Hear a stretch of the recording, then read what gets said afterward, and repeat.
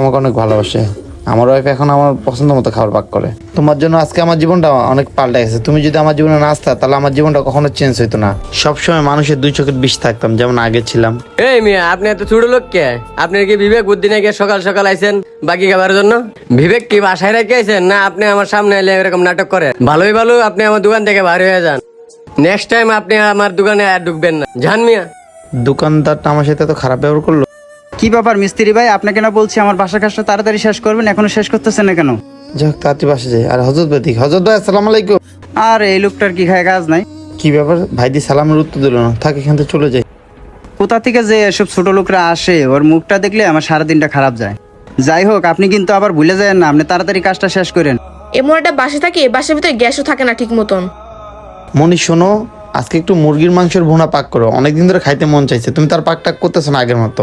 এখন আবার উনি আসলো খাবার খাওয়ার আবদার নিয়া।